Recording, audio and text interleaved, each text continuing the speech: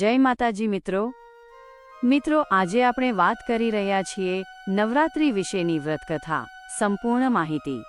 આ વ્રત ક્યારે રહેવું જોઈએ, શું કરવું જોઈએ, કયા નોરતે રહેવાનું છે, કયા નોરતાએ આ વ્રત પૂરું થાય, તેના વિશેની સંપૂર્ણ માહિતી સાથે।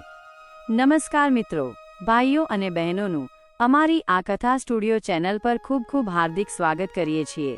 દરેક મિત્રોને ખાસ જણાવવાનું કે અમારી આપ સૌને આટલી એક નમ્ર વિનંતી છે કે અમારી આ યુટ્યુબ ચેનલ પર જે ભાઈઓ મિત્રો બહેનો જે પણ કોઈ નવા હોય, જે મિત્રોએ આ ચેનલને સબસ્ક્રાઇબ નથી કરી, તો કૃપા કરીને પહેલા અમારી આ ચેનલને સબસ્ક્રાઇબ જરૂરથી કરી દેજો અને તમને આ વિડીયો પસંદ આવે તો વિડીયોને લાઇક અને શેર કરજો। ધન્યવાદ, તમારો ખૂબ આભાર। તો આપણે વાત કરી રહ્યા છીએ નવરાત્રિ વ્રત। આસો સુદ એકમથી નોમ સુધી આ વ્રત કરાય। માતાજીના નામથી કુંભ અથવા માટલીની સ્થાપના કરવી। માટલીની અંદર દીવો રાખવો। આ દીવો 9 દિવસ સુધી અખંડ રાખવાનો। 9 દિવસના ઉપવાસ કરવાના। કંદમૂળ ફળનો ફળાહાર લેવાય।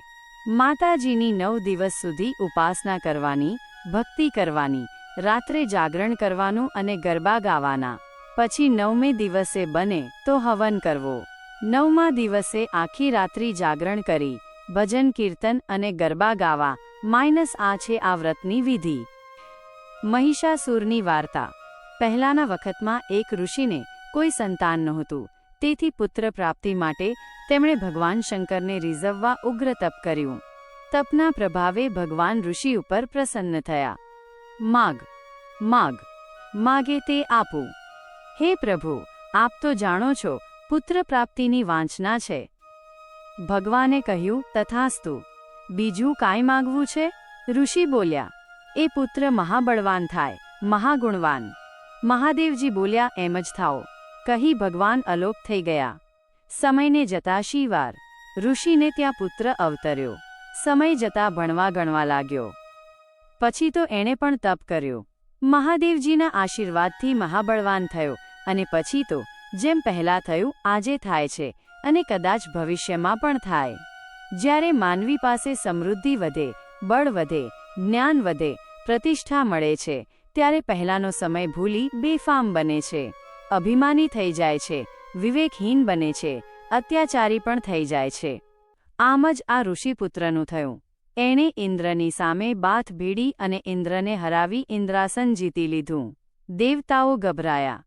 આ બાજુ મુનિકુમારનો ધમંડ વધી ગયો અને મહાઅભિમાની થઈ ગયો। તેના ચહેરા ઉપર જે કોમળતા હતી તે અવગુણોને લઈને તેની જગ્યાએ ક્રૂરતા આવી અને તેથી તેનો ચહેરો પાડા જેવો દેખાવા લાગ્યો અને તેથી તેને મહિષાસુર નામથી લોકો ઓળખવા લાગ્યા। દિવસે દિવસે મહિષાસુરનો ત્રાસ વધવા લાગ્યો। ભગવાન શંકરના વરદાનથી એનું મરણ કોઈ રોગથી થાય નહીં, કોઈ પશુ કે પ્રાણીથી થાય નહીં અને કોઈ પણ સમર્થ પુરુષથી પણ તેનું મરણ થાય નહીં। દેવતાઓ તેના ત્રાસથી અકળાયા છે। પછી બધા દેવતાઓએ પોતાના દિવ્ય તેજમાંથી તેજપુંજના પ્રભાવે એક મહારાણી પ્રગટ કરી અને તેને પોતાના દિવ્ય શસ્ત્રો આપ્યા અને મહાશક્તિની સ્તુતિ કરી। દેવતાઓએ વિનંતી કરી કે આપ મહિષાસુરનો નાશ કરો। એ મહાશક્તિ બીજે કોઈ નહીં, એ દેવીમાં અંબિકા। મહાશક્તિનો તાપ અને તેજ જોતા દેવતાઓને મનમાં રાહત થઈ કે હવે મહિષાસુર ખતમ। ક્રોધે ભરાયેલા અંબિકા પોતાની સખી સાહેલીઓ સાથે નારી સૈન્ય લઈને મહિષાસુરનો નાશ કરવા ચાલ્યા। અતિ ભયાનક યુદ્ધ થયું છે। અભિમાની મહિષાસુર માતાજીને ઓળખી શક્યો નહીં। શરણે થવાને બદલે અભિમાનમાં ગાંડોતૂર થઈને સામે લડ્યો અને તેનું મૃત્યુ થયું અને ત્રણે લોકમાં આનંદ વર્તાયો। દેવતાઓએ ઉત્સવ કર્યો। આમ પરંપરા ચાલી। ધાર્મિક લોકો અને માય ભક્તો 9 દિવસ સુધી ઉપવાસ, અનુષ્ઠાન, ભક્તિ કરે છે।